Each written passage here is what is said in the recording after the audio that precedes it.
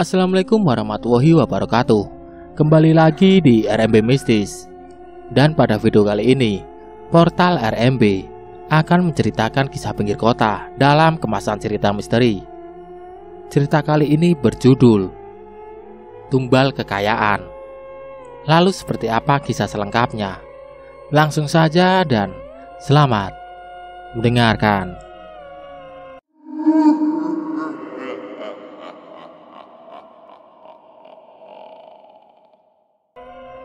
Suara alam berbunyi keras dan membangunkan seorang gadis dengan rambut yang sangat kusut. Gadis itu membuka matanya dan menggosok kedua matanya dengan tangannya. Ya ampun, udah siang aja, bisa telat nih gawat. Gadis itu terkejut saat melihat jam dinding di kamarnya itu, lalu berlari ke kamar mandi untuk mandi dan bersiap-siap ke sekolah barunya. Gadis itu bernama Amarah. Dia berusia 13 tahun sekarang di kelas 7. Dia adalah gadis pendiam dan pemalu. Setelah sekian lama Amarah pindah rumah, begitu pula dengan sekolah barunya. Dan ini adalah hari pertamanya untuk masuk sekolah. Amarah, makan dulu nak. Ibunya berteriak di lantai bawah memanggil Amarah untuk sarapan pagi. Amarah telat mah, nanti aja makan di mobil. Dengan terburu-buru Amarah langsung mengambil 2 potong roti dan meneguk segelas susu yang ada di mejanya itu. Amarah mencium dan memeluk bundanya. Bundanya bernama Zu, nama yang cantik. Amarah, ayo sayang, nanti kamu telat lagi. Ayah Amarah berteriak. Iya Pak. Dah mah, Amarah berangkat dulu ya. Assalamualaikum. Amarah tersenyum kepada sang ibu, lalu berpamitan pergi. Amarah dan ayah sedang di perjalanan.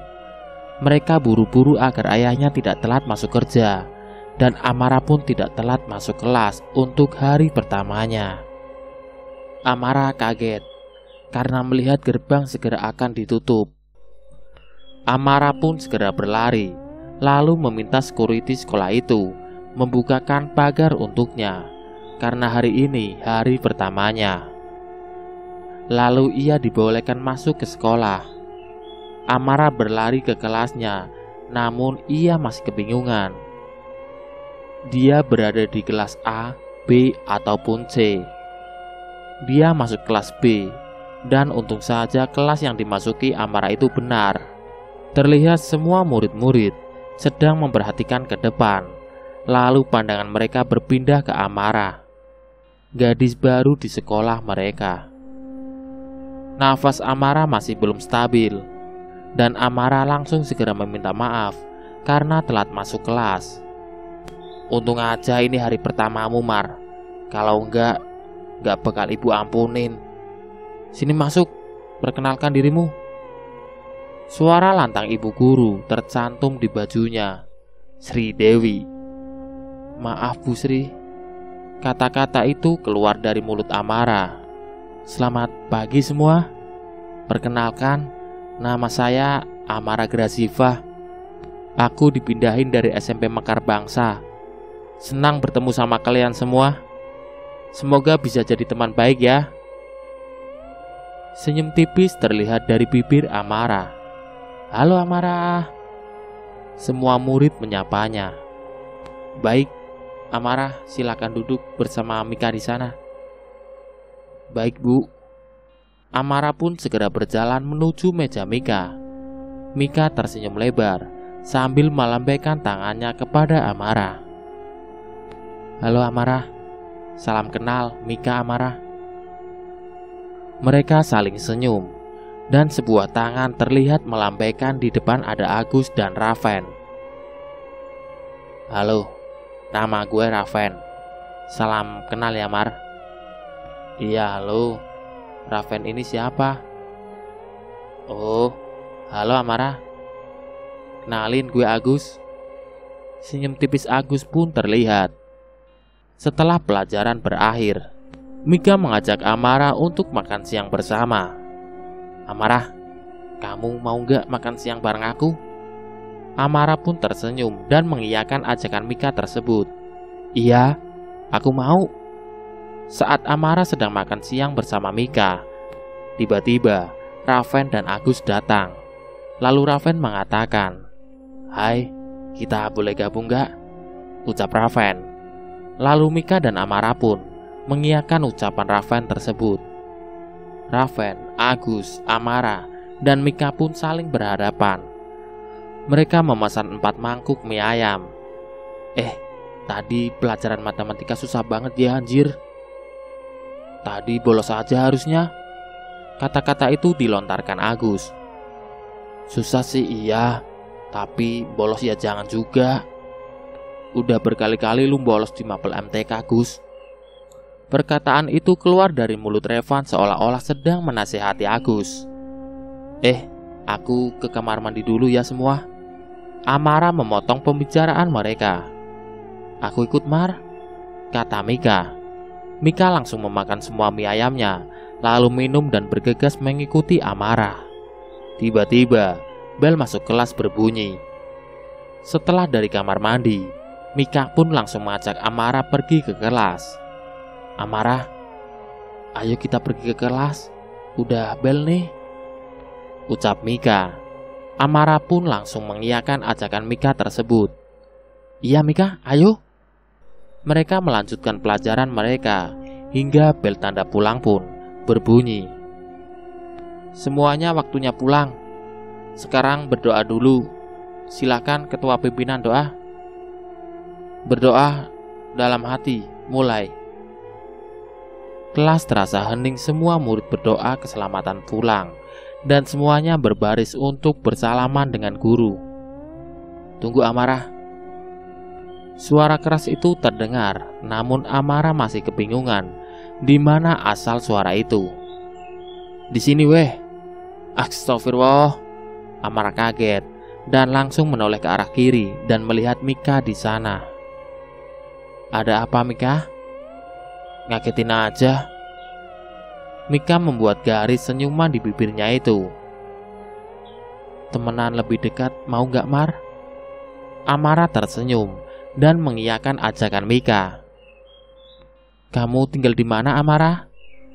Aku tinggal di Jalan Melati nomor 2, ucap Amara. Oh iya, tahu-tahu. Rumah-rumah yang banyak tanaman itu kan di jalanan itu, ucap Mika. Gak juga sih. Gak semua rumah ada tanaman di sana. Rumahku jarang kok, cuma beberapa bunga di sana. Kenapa Mika? Mau mampir? Iya nanti deh, aku mampir. Kalau rumahku di Gang Kuning itu sih Mar, gak terlalu jauh dari sini. Mika menunjuk ke jalanan. Amara pun mengiyakan, walau dia tidak terlihat gang warna kuning karena tertutup oleh orang-orang sekitar. Pak, permisi. Amaranya ada. Suara ayah. Aku tuh Mika. Aku mau pulang. Kamu mau ikut bareng? Enggak deh. Kapan-kapan aja, ujarnya malu-malu. Dan dengan gugup Mika menjawab pertanyaan Amara. Oh, ya udah sini Mika. Amara menarik tangan Mika, lalu menghampiri sang ayah. Ya, ini teman pertama Amara di sekolah ini. Ayo, kenalin dirimu Mika. Halo Om. Mika membungkuk, lalu bersalaman dengan ayah Amara. Salam kenal aku. Mika temannya Amara. Wah, temenmu sama cantiknya denganmu Mar. Kalian berdua cantik. Amara dan Mika merasa malu akan situasi itu. Lalu ayahnya Amara dan Amara berpamitan kepada Mika. Dan Mika juga berjalan untuk segera pulang. Tidak kelupaan, Mika berbalik lalu berteriak lagi kepada Amara. Amara, lupa minta nomor HP-mu. Amara berbalik badan, lalu kembali untuk saling bertukar nomor HP. Sesampainya di rumah Amara, langsung bersalaman dengan sang ibu, lalu bergegas ke kamar mandi untuk mandi. Ya ampun, seger banget abis pelajaran susah gini. Emang enaknya mandi. Suara notifikasi di handphone Amara berbunyi. Tak berselang lama, Amara segera meletakkan HP-nya dan lalu berbaring di kasurnya sambil memegang boneka kesayangannya berbentuk panda. Terdengar suara langkah kaki dari kejauhan. Amara memakai jaket tebal berwarna merah dan membawa tasnya menggigil kedinginan. Tentu saja hari ini cuaca sangatlah buruk. Hujan dan petir serta angin menghembus sehingga Amara merasa tubuhnya sangat kedinginan. Kakinya melangkah di lorong sekolah sangat dingin. Mika datang. Dia juga memakai jaket tebal sama seperti Amara. Terlihat di sana Mika dan Raven sedang saling berhadapan mengobrol. Amara sini gabung. Dingin banget ya cuaca hari ini, ucap Raven. Iya nih, dingin banget. Tadi mandi aja cuma 6 gayung kali ya, ucap Mika dengan nada kesal. Wah, dihitung ya Mika bisa gitu, ucap Amara. Mereka bertiga pun tertawa kecil. Sebelum suara bel terdengar, lalu mereka bertiga berjalan untuk masuk kelas. Amara menatap jendela yang masih terlihat hujan dan petir masih saja menyambar. Samar-samar, Amara melihat gadis dengan rambut terurai panjang ke bawah, berjalan di bawah sambil membawa pisau di tangannya. Lalu Amara pun izin untuk ke toilet. Bu, maaf, aku izin ke toilet sebentar. Oh iya Amara, silakan, ucap Bu Sri. Amara pun bergegas ke lantai bawah untuk mengecek siapa gadis membawa pisau itu. Saat dia melihat gadis itu sudah berada di dekat loker Amara, gadis itu menatap Amara dengan tatapan dingin. Dor! Ah!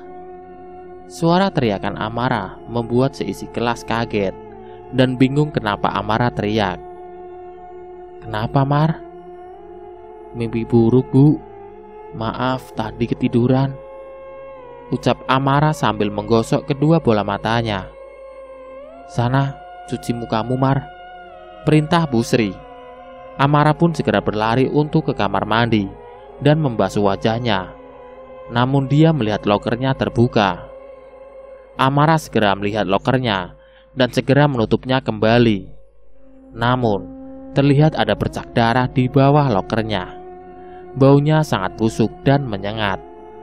Amara pun mengambil sehelai tisu, lalu mengelapnya dan membuangnya ke tempat sampah. Amara bergidik ngeri saat melihat darah itu dan rasanya mual. Amara pun menutup mulutnya lalu segera ke kamar mandi. Tidak disangka-sangka, Amara muntah di sana. Ada selai rambut, entah rambut siapa. Amara, udah istirahat tuh, ucap Mika sambil masuk ke dalam kamar mandi. Kamu kenapa, Tomar? Ucap Mika. Dia menatap rambut yang sedang dipegang Amara. Astagfirullah, Amara, kamu muntahin rambut itu? Amara menganggukkan kepalanya. Amara terlihat sangat syok dengan apa yang terjadi barusan di kantin. Amara pun bercerita kepada dua sahabatnya. Tadi tuh aku mimpi ada cewek rambutnya panjang terurai ke bawah sambil bawa pisau ke deket loker aku. Nah, kan aku kebangun terus pas aku izin ke kamar mandi, di loker aku ada bercak darah di sana. Aku bersihin bercak darahnya terus aku mual. Terus pas di kamar mandi aku muntah rambut. Raven dan Mika saling bertatapan apakah mereka tahu sesuatu tentang gadis itu. Mar, gadis itu ciri-cirinya kayak gimana dah? Ucap Raven. Amara menjelaskan bahwa gadis itu memakai seragam yang sedang mereka pakai, lalu berambut panjang dan di tangannya dia membawa pisau. Mika merinding lalu Raven dan Mika menceritakan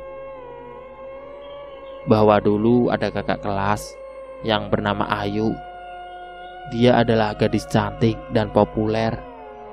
Namun sialnya gadis bernama Ayu itu menghilang beberapa minggu. Orang tuanya juga tidak mengetahui Ayu di mana. Terus pas di sekolah ada siswa yang mau pipis, dan saat dibuka ada pisau, terus banyak darah. Di sana Ayu bergelantung seolah-olah dia bunuh diri. Semua siswa bahkan guru malahan takut dan shock. Alhasil sekolah diliburkan selama 1 bulan dan kita disuruh belajar di rumah. Bisa jadi kamu ketemu sama arwah Ayu tadi, Mar. Amara pun kaget dan hanya terdiam mematung. Samar-samar ia lihat bayangan murid-murid berlarian dan suara berteriak sangat keras terdengar di ujung lorong. Ah! Suara teriakan seorang gadis. Amara, Raven, dan Mika berlari menuju arah lorong. Di sana sudah banyak siswa-siswi melihat gadis yang terbaring lemah. Amara terdiam. Di sana dia menatap gadis itu. Tatapan dinginnya seperti gadis yang berada di dalam mimpinya. Guru laki-laki itu datang, lalu membacakan doa untuk gadis itu. Pak Bima, ini ada apa, Pak? Maya kenapa? Ucap siswa yang dari tadi gemetar, tidak karuan karena melihat sahabatnya Maya. Amara masih terdiam melihat tatapan gadis itu yang bernama Maya. Amara merasakan bahwa itu adalah Ayu, sosok hantu dengan rambut panjang dan tatapan sayunya. Pak Bima lalu berteriak menyuruh aku dan Mika mengambil secangkir air putih hangat. Amara dan Mika langsung mengiyakan. Mika dan Amara segera berlari ke kantin untuk meminta segelas cangkir air panas. Sambil berlarian mereka mengobrol di jalan. Itu Maya kenapa, Mika? Ucap Amara sambil berlari. Mika hanya menjawab dengan menggelengkan kepalanya, seolah-olah jawaban dia adalah tidak tahu. Ini, Pak, minumnya. Amara menyodorkan secangkir air putih itu kepada Pak Bima. Pak Bima membaca doa, terus meniupkan dan mencipratkan air kepada siswa yang terbaring lemas itu. Suara teriakan gadis itu kembali terdengar. Namun beberapa menit kemudian Maya sadar dan langsung menangis tidak karuan. Amara melihat tatapan Maya, dan tatapan Maya sudah tidak terasa dingin dan sayu. Amara merinding tidak karuan. Apa yang baru saja dia lihat adalah arwah Ayu yang merasuki gadis bernama Maya. Pak Bima dan siswa lain membawa Maya ke ruang UKS karena badannya yang panas. Tetapi anehnya, panasnya hanya di area kepala. Dari dada sampai ke kaki terasa sangat dingin. Bel tanda masuk telah berbunyi. Amara, Mika, dan Raven kembali ke kelas. Semuanya terdiam, hanya saling menatap satu sama lain. Entah apa yang mereka pikirkan saat itu. Jam istirahat kedua, bel berbunyi kembali. Amara mengajak Mika dan Raven untuk berbicara bertiga. Kalian ngerasa nggak sih? Tadi tatapan Maya kayak Ayu. Sendu gitu tatapannya. Dingin aja kerasanya. Ucap Amara. Ayu? Ucap Raven dan Mika terkejut. Kamu pernah ketemu Ayu? Ucap Mika dan Raven bersamaan. Amara menjelaskan bahwa dia merasa yang berada di mimpi adalah Ayu. Karena terasa sangat dingin, dan hal itu dirasakan Amara saat bertemu dengan sosok Ayu. Raven dan Mika saling bertatapan, seolah-olah tidak percaya bahwa itu adalah sosok Ayu yang merasuki Maya. Amara berjalan ke UKS untuk melihat Maya. Dia di sana melihat Pak Bima. Lalu dia bertanya kepada Pak Bima, Bapak, tadi Maya kerasukan kan? Pak Bima hanya mengiyakan saja pertanyaan Amara. Amara menatap dalam-dalam Pak Bima. "Bapak bisa melihat mereka?" Pak Bima hanya menjawab dengan menggelengkan kepalanya. "Mereka? Maksud kamu?" "Makhluk halus, Pak," ucap Amara. Amara dan Pak Bima berbincang tentang sosok apa yang merasuki Maya. "Aku rasa itu adalah Ayu. Tatapan Ayu dengan tatapan Maya itu sangat berbeda. Tapi tadi pas Maya kerasukan teriak-teriak, tatapannya sendu banget kayak Ayu." Pak Bima menatap Amara seolah-olah tidak percaya karena Amara adalah murid pindahan. Mana bisa dia mengetahui sosok Ayu yang telah lama meninggal. Amara pun menceritakan tentang mimpi dan kejadian anehnya saat pagi itu. Amara berjalan di lorong sendirian. Dia menatap dinding yang gelap dan hampa samar-samar. Dia melihat sosok Ayu yang mendekatinya. Wajah Ayu sangat seram. Ia di sana berlumuran darah. Namun saat mendekat dengan Amara, wajahnya cantik walau terlihat pucat. Amara diam membeku. Dia sangat kaget sampai tak bisa berteriak, apalagi bergerak. Tatapan mereka saling berhadapan. Lalu Amara melihat gudang. Di pikirannya seolah-olah Ayu mengisyaratkan bahwa ada sesuatu di gudang sana. Sosok Ayu menghilang perlahan. Amara duduk lemas. Dia masih kaget karena bertemu dengan Ayu secara berhadapan. Amara berlari sambil lemas. Dia tetap berlari menuju kelas, menghampiri Raven dan Mika. Amara menceritakan bahwa dia bertemu sosok Ayu dan dia melihat gudang di lantai 2. Tatapan Raven dan Mika seakan-akan mereka kaget dan mereka mulai mempercayai Amara. Amara, Raven, dan Mika segera menuju gudang di lantai 2. Dia melihat ada seseorang di gudang sana. Samar-samar terlihat guru perempuan. Mereka tidak tahu siapa guru itu. Amara, Raven, dan Mika masuk secara diam-diam saat guru itu telah pergi. Tidak jelas guru apa yang masuk ke gudang itu. Di sana Amara, Raven, dan Mika terkejut karena gudang itu sangat berdebu dan bau. Baunya sangat menyengat sehingga mereka batuk-batuk di dalam sana. Mereka bertiga menemukan sebuah album foto para siswa yang di sana ada foto Ayu.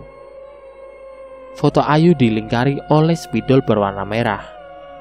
Tercatat di sana tulisan yang sudah tidak jelas.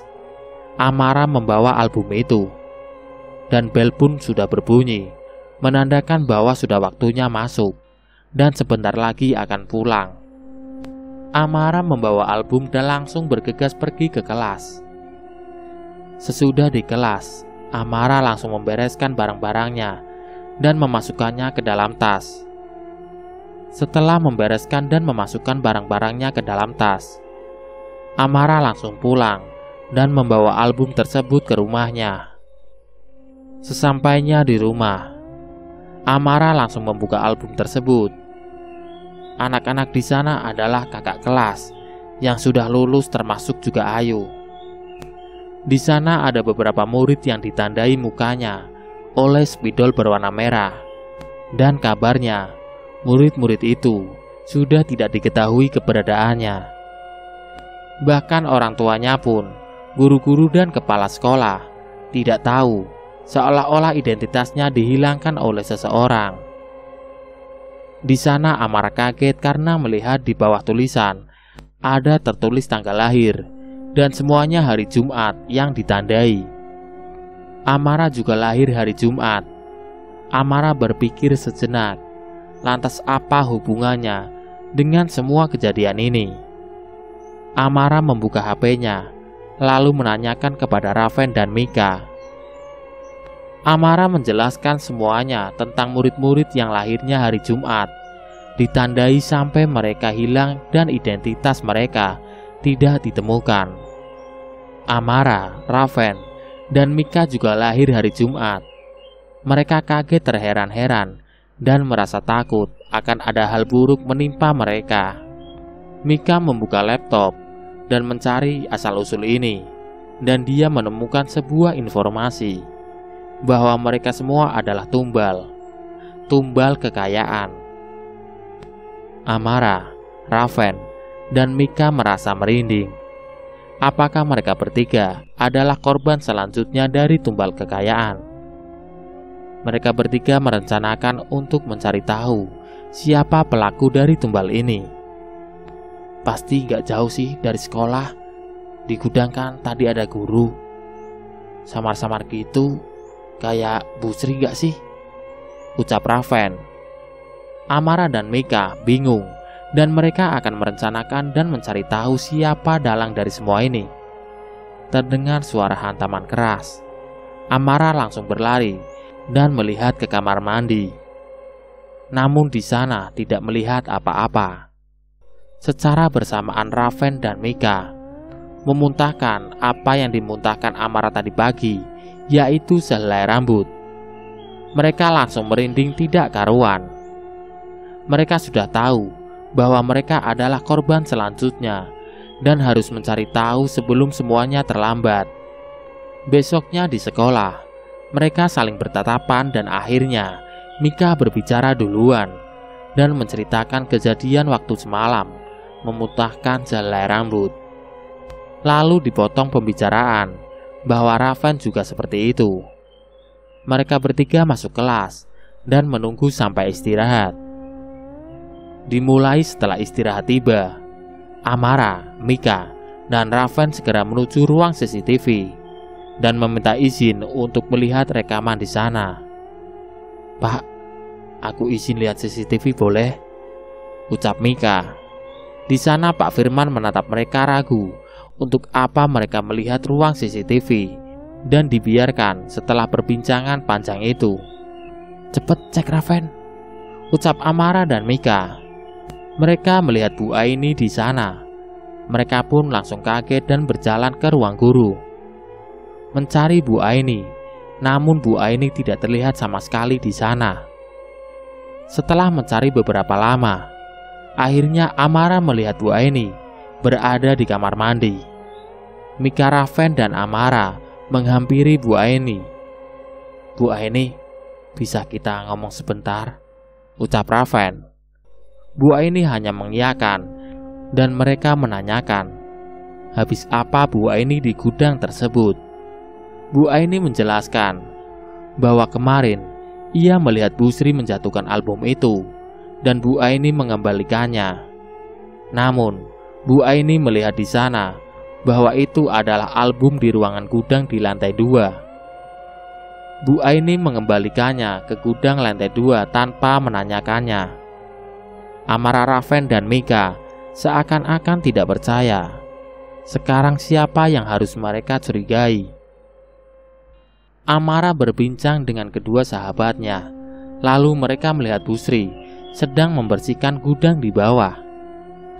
Lalu mereka melihat album yang sama. Raven diam-diam mengambil album yang berada di gudang itu saat Bu Sri lengah. Bu Sri kebingungan karena album yang diletakkan di meja itu telah menghilang begitu saja. Mereka menyamakan kedua album itu. Namun bedanya, album yang Raven bawa adalah tahun saat ini, yang di sana ada foto-foto murid di sana. Ada Raven, Mika, dan Amara. Amara adalah foto terbaru yang diletakkan di sana. Namun identitas seperti bulan lahir semuanya sudah hilang, hanya tersisa identitas Raven, Mika, dan Amara. Mereka kebingungan, lalu mengerti apa yang sebenarnya terjadi. Suara pintu tertutup secara keras. Mereka berlari untuk bersembunyi. Terdengar suara tertawa cekikikan. Mika menahan tangisannya. Yang mereka lihat adalah sosok kuntilanak yang sedang mengincar mereka bertiga. Tatapan mata kuntilanak itu seakan-akan memiliki dendam. Ia melihat ke arah Raven. Raven tertarik. "Amara, Mika, tolong!" Suara jeritan Raven. Amara dan Mika sebisanya menarik dan membaca doa. Namun sosok itu hanya tertawa dan membenarkan ayat kursi yang Mika baca. Mika bergidik ngeri, lalu ia terduduk lemas sambil menangis tidak percaya apa saja yang dia lihat dan baru saja apa yang terjadi. Raven menghilang bersama sosok itu. Hanya bercak darah Raven yang terkena kursi di sana. Suasana menjadi hening. Amara menatap Mika yang sangat lemas. Mereka keluar pintu itu yang sudah tidak terkunci. Mereka menangis dan berlari ke arah Pak Bima. Amara dan Mika menjelaskan semua kepada Pak Bima, karena hanyalah Pak Bima yang mereka percayai waktu itu. Antara dua tersangka, yaitu Bu Sri dan Bu Aini, dan sekarang mereka kebingungan kemana hilangnya Raven. "Telepon polisi saja, sumpah ini bahaya," ucap Mika. Namun Pak Bima dan Amara memutuskan untuk tidak menelpon, karena ini berhubungan dengan sosok hantu. Pasti juga Raven dibawa ke dunia lain, bukan di dunia ini lagi. Mika menjerit tangis. Amara memeluk Mika. Mereka sekarang adalah incaran kuntilanak itu, dan tentu saja ada dalang di balik semua ini. Tumbal kekayaan, dan mereka menumbalkan anak-anak yang terlahir hari Jumat Kliwon saja. Pagi dingin dengan hujan gerimis. Amara dan Mika bersiap untuk mencari di mana keberadaan Raven. Hari ini hari Minggu. Orang tua Raven juga menanyakan kepada Raven. Amara dan Mika telah menceritakan semua kejadian dari awal. Namun orang tua Raven hanya terdiam dan menangis. Orang tua Raven ingin menelpon polisi. Lalu setelah 24 jam Raven tidak ditemukan, Amara dan Mika akan mencari Raven, di mana terakhir kali mereka melihat di gudang sekolah pada hari Minggu. Mika dan Amara masuk ke sekolah diam-diam. Gudang di sana masih terbuka, belum dikunci.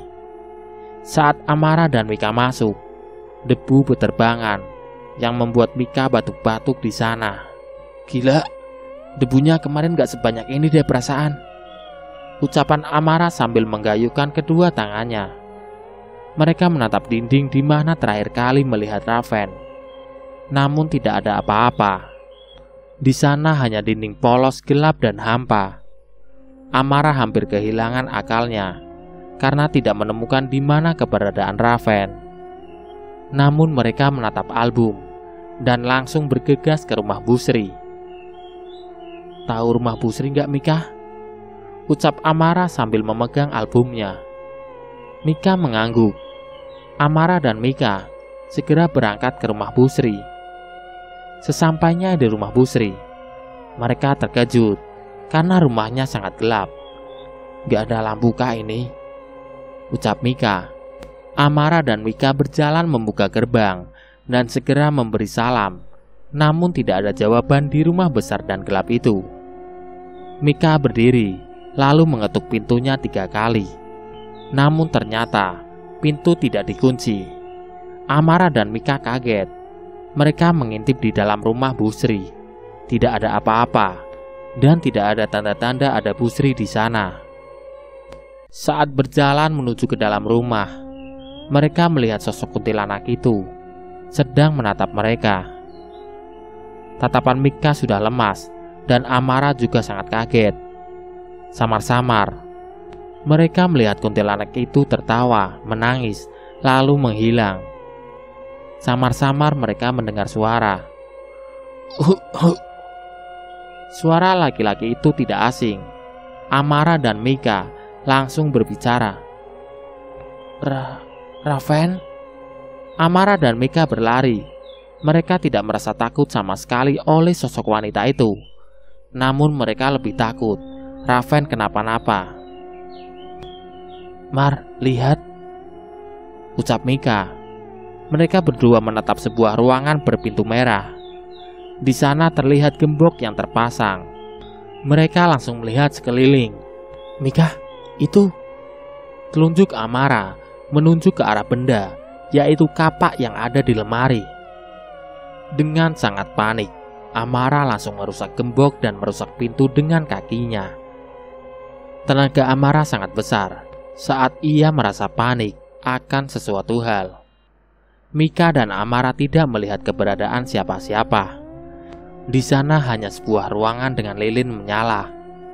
Mereka masuk ke dalam ruangan itu, lalu saling kebingungan satu sama lain. "Suara batuk tadi siapa?" ucap Amara. Mika hanya menggelengkan kepalanya dan masih kebingungan. Di rumah itu sangat sunyi dan hening. Mika menatap sebuah lembaran kertas yang ada di bawah lantai dekat lilin. Lilin sudah tidak menyala di sana, namun terasa masih hangat saat digenggam. Amara menatap sebuah lembaran kertas yang bergambarkan dinding kosong gelap. Amara dan Mika terdiam sesaat. Saat mereka berjalan-jalan di ruangan itu, Mika tidak sengaja memegang dinding itu dan terdorong sedikit. "Bruk! Mika!" Suara teriakan Amara sangatlah keras saat melihat sahabatnya terjatuh ke dalam sebuah dinding. Amara kebingungan. Langsung ia melihat ke bawah dan melihat ada tangga di sana dengan ruangan gelap. Amara langsung membuka tasnya dan membawa senter, lalu menuju ke bawah sambil meneriaki nama Mika.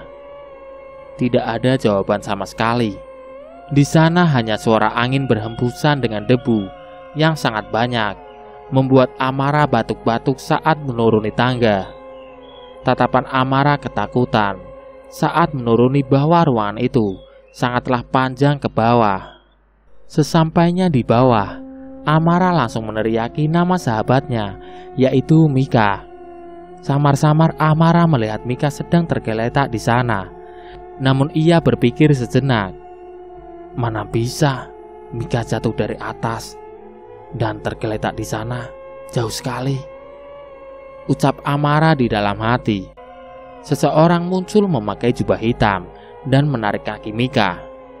Mika sepertinya pingsan karena hantaman keras dari lantai atas ke bawah. Namun Amara meyakinkan diri bahwa Mika belum benar-benar tewas. Dengan nafas yang terbatas karena banyak debu dan menahan bau, Amara sangat ketakutan. Tangan dia gemetar saat melihat ada orang berjubah hitam membawa Mika ke ruangan lainnya. Di sana sangat gelap, hampa dan sunyi. "Aku harus bagaimana?" ucap Amara pasrah di dalam hatinya. Dengan meneteskan beberapa air mata, Amara langsung membulatkan tekad dan niat untuk menolong sahabatnya. Yang ia hadapi adalah rasa takut sekarang. Samar-samar ia melihat sosok Ayu lagi di sana, sedang terdiam sambil terisak tangis. Namun dia tidak mengatakan apa-apa, seperti dia diperintahkan tidak memberitahu apa kebenarannya. Amara melihat di sana juga banyak sosok seperti Ayu. Mereka terdiam dengan wajah pucatnya dan ada yang mukanya hancur. Sampai ada juga yang kepalanya hilang. Sejauh ini Amara melihat Ayu adalah sosok yang cantik dari sosok-sosok lainnya. Sesosok bayangan hitam dengan tangan besar ingin mencengkram Amara. Amara refleks berlari ke arah ruangan yang tidak tahu ruangan apa di sana. Ia kaget dengan sebuah senternya. Di ruangan itu, Amara melihat foto Amara, Raven, dan Mika dengan siswa-siswa lainnya yang dipajang di ruangan itu. Kulihat di sana bahwa mereka lahir hari Jumat. Amara pastikan bahwa benar-benar mereka ingin mengambil nyawa siswa-siswi yang lahir di hari Jumat, karena akan membuat mereka hidup lebih lama dan kaya raya. Sungguh gila harta. Namun saat ini, Amara belum mengetahui siapa dalang dari semua ini. Apakah Busri atau yang lainnya? Kaki Amara melangkah. Ia mengambil sebuah pisau, lalu dimasukkan ke jaketnya, dan langsung bergegas mencari keberadaan Raven dan Mika. Tidak lupa Amara berdoa karena di setiap lorong Pasti ia melihat makhluk-makhluk yang muka atau badannya sangat mengerikan. Terdengar suara seseorang di dalam ruangan itu, yang membuat Amara lari sambil menahan emosi membara di dalam dirinya. Tung! Suara kayu mengenai kepala Amara. Jelas ada seseorang yang memukul Amara. Orang berjubah hitam itu langsung membawa Amara dan menariknya ke dalam. Amara tersadar, namun ia sangat lemah karena pukulannya itu. Samar-samar, Amara melihat Mika, dan di sana ada Raven juga. Amara masih teringat sedikit bahwa dia ditarik, namun ia merasakan juga bahwa tangan dan kakinya diikat. Dengan tatapan samar-samar, Amara melihat bahwa orang yang memakai jubah hitam itu ada 2 orang, bukan hanya 1 orang. Dengan semua tenaga di dalam tubuhnya, Amara bisa membuka kedua bola matanya dan melihat mereka.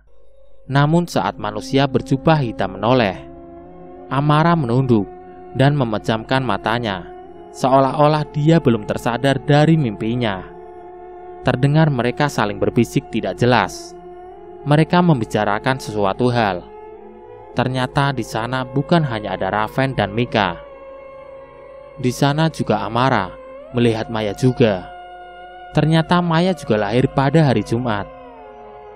Astaga, tasku kemana? Ucap Amara dalam hatinya kaget. Amara mengambil sebuah HP di dalam tasnya. Ia tidak menggunakan HP dan lebih memilih senter untuk penerangan karena senternya berukuran lumayan besar dan cukup terang. Amara melihat sekelilingnya. Terdapat Mika dan Raven yang sama sedang digantung, namun Maya masih terbaring lemas. Raven, Mika, bisiku secara pelan, namun hanya Mika yang tersadar. Mika hanya saja berteriak saat melihat sekelilingnya. Jangan teriak, Mika. Diam. Di sini ada manusia berjubah hitam yang akan membawa kita semua ke sini. Hari ini juga aku bakal cari tahu siapa dalang dari semua ini. Amara melihat ada kapak dan ia mencoba mengayunkan kakinya, lalu mengambil namun tidak bisa. Ia melihat juga di sana ada sebuah pisau. Akhirnya setelah berusaha, pisau itu terambil karena mereka lupa bahwa tidak mengikat kakinya yang kanan.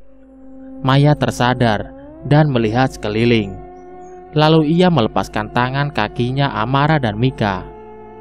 Ayo, sekarang giliran melepaskan Raven, ucap Amara. Tapi Maya membisikkan bahwa Raven telah dikutuk, dan kutukan itu hilang entah bagaimana caranya. Jadi jangan sampai mereka memegang tubuhnya. Cepat. Suara teriakan itu membuat Maya, Mika, dan Amara kaget. Lalu mundur ke belakang saat melihat jubah hitam itu mendekat. Mereka bertiga melakukan semua perlawanan agar mereka tidak mendekatinya. Kesana kalian, bajingan gila harta, ucap Maya sambil meneteskan air mata. Dengan tatapan ramah dan keji membakar di dalam hatinya. 3 gadis itu sudah sangat kotor, walau mereka di sini mungkin hanya beberapa jam, namun terlihat penampilan Amara dengan wajah pucat dan rambut yang kusut. Mika berlumuran darah dari kepalanya yang terbentur ke bawah, dan Maya terlihat sangat kotor oleh tanah karena berbaring lemas. Maya menoleh, lalu mengambil sebuah kapak dan menancapkannya, namun sialnya tidak kena. Kapak diambil oleh manusia itu, lalu ingin menancapkan balik kepada Maya. Namun Mika langsung menariknya. Sekarang kapak dan Maya bersebelahan. Namun kapak itu meleset. Maya menendang perut manusia jubah itu. Amara, Mika, dan Maya berlari ketakutan sambil membawa senjata di tangannya. Namun saat berlarian mereka kebingungan karena gelapnya ruangan itu. Senter dan HP Amara, begitu tas yang ia bawa tidak tahu kemana. Mika menoleh ke kanan ke samping. Ia melihat sebuah tas dan itu adalah tasnya Amara. Mereka langsung mengambil handphone untuk menelpon polisi, namun sialnya di sana tidak ada sinyal. Mereka harus ke atas dan langsung menelpon. Ah! Teriakan itu sangat menggelegar. Saat berbalik, Amara melihat Maya ditarik. Saat Amara berlari, ia melihat Maya dibantingkan kepalanya berkali-kali ke dinding, sampai kepalanya hancur dan darahnya mengalir kemana-mana. Tatapan lemas Amara saat melihat temannya mati di depan matanya sendiri. Mika duduk untuk sesaat karena lututnya sangat lemas. Amara melihat Raven yang juga kulit tubuhnya terkelupas. Jubah hitam itu langsung membuka topengnya. Benar saja, dia adalah Busri. Busri berlari ke arah Amara. Mika pingsan karena syok. Amara terdiam di sana sambil menatap Busri yang mulai mendekat. Bruk! Amara terjatuh karena Busri mencekik Amara. Terlihat Amara sangat sesak.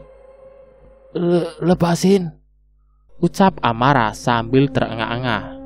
Tatapan Busri sangatlah kejam. Di sana ia ingin membunuh Amara. Amara melihat sekeliling. Ia melihat batu di sisinya, namun lumayan jauh. Ia berusaha mengambil batu itu. Busri tidak memperhatikan bahwa Amara sedang berusaha mengambil batu. Namun usaha Amara sia-sia. Batunya tidak terambil, bahkan tidak tersentuh sama sekali. Amara sudah sesak nafas. Hampir saja ia melepaskan nyawanya. Namun suara Mika yang memukul kepala Busri menggunakan batu yang Amara ingin ambil. Busri tergeletak terbaring lemas. Sampai kepala Busri mengeluarkan darah, Mika langsung menarik Amara dan membantunya. Marah, udah Mar, gak apa-apa sini Mar, ucap Mika sambil menangis. Sahabatnya terbaring lemas. Amara seperti akan melepas nyawanya. Namun Amara bangun lalu terbatuk. Mereka saling berpelukan sambil menangis satu sama lain. Amara melihat kejamnya Busri. Amara lalu berdiri dan mengambil sebuah kapak, lalu menancapkan kepada kepalanya Busri sehingga darah bercucuran kemana-mana. Muka yang hancur, Amara merasakan perasaan yang campur aduk, marah, kecewa, dan sedih. Ia tertawa sambil menangis, sembari membunuh Busri sesadarnya Amara. Ia tidak percaya apa yang barusan ia lakukan. Mika hanya menatap kematian Busri, lalu mereka saling berpelukan. Mereka terduduk lemas di sana, namun masih ada jubah hitam lagi di sana. Mereka melihat jubah hitam itu berdiri sambil menatap darah-darah yang bercucuran kemana-mana, dan sebuah kapak serta melihat Busri meninggal. Sri, bajingan kau, layak mati, ucap Mika tertawa dan menangis. Jubah hitam itu datang, lalu mengambil kapak dan mengejar Mika. Mika berlari untuk menyelamatkan diri. Amara juga membantu melawan, namun kali ini mereka rasa lebih kuat. Kapak meluncur tepat ke arah kaki Mika. No, tidak, kakiku. Melihat kaki Mika yang terluka dan bercucuran darah, Amara langsung menggendong dan membawanya. Mereka berlarian saling mengejar ruangan itu. Amara langsung berlari dan menutup pintu rapat-rapat. Amara menidurkan Mika dan merobek bajunya, lalu memakaikannya kepada kaki Mika. Udah Mika, gak apa-apa, ada aku. Mika menangis tidak karuan dan Amara juga menangis. Dendam Amara sangatlah membara setelah melihat Raven dikuliti dan Mika terluka parah. Amara memerintahkan bahwa Mika harus sembunyi di lemari dengan aman. Pintu bergetar. Amara pun sedikit panik. Namun sekarang Amara tampak marah besar, dengan tatapan marah, dendam dan dingin. Amara dengan tubuh berbaur darah dan tanah siap melawan. Pintu terbuka secara paksa. Namun jubah hitam itu tidak melihat siapa-siapa di sana. Mika menutup mulutnya. Tiba-tiba saja Amara memberontak dari samping lalu melepaskan topeng yang dipakai oleh orang berjubah hitam itu. Amara sangat kaget saat melihat Pak Bima di sana. Selama ini Pak Bima telah mengkhianatinya. Tatapan Amara kecewa dan marah. Amara langsung mencakar muka Pak Bima dan mereka pun bergulat hebat di sana. Badan Amara terbanting dan dihantam berkali-kali. Dengan tenaga seadanya, Amara menyerangnya. Ia melihat sebuah meja. Amara langsung mendorong Pak Bima, lalu menghantam mukanya ke meja berkali-kali. Seperti apa yang ia lakukan kepada Maya.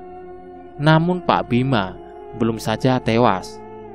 Setelah banyak mengeluarkan darah, ia masih saja kuat. Amara mundur ke belakang. Luka-luka Amara sangatlah banyak. Dan tiba-tiba Mika membuka pintu lemari.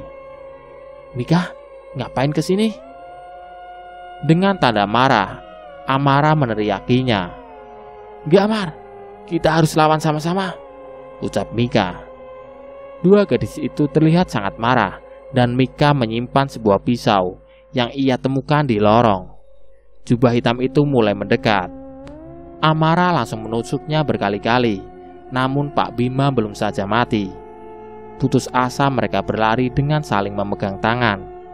Mereka mengambil tas yang berada di dekat Busri, lalu menuju ruang atas. Menangis dan kesakitan mereka menuju tangga. Sesampainya di tangga, mereka tidak menyangka bahwa semua jendela tertutup oleh kayu dan pintu telah dikunci rapat, bahkan dihalangi oleh lemari. Mereka putus asa dan samar-samar mereka mendengar bahwa Pak Bima menuju mereka. Amara dan Mika terpisah saat di jalan, namun bertemu lagi di dapur. Mereka bersembunyi bersama sambil memegang benda tajam di tangannya yang tersedia di dapur. Amara segera menelpon polisi ke rumah yang Amara beritahu. "Pak, cepat ke sini, Pak. Ke rumah di Jalan Rancani, Pak." "Maaf, kami sedang menangani kasus.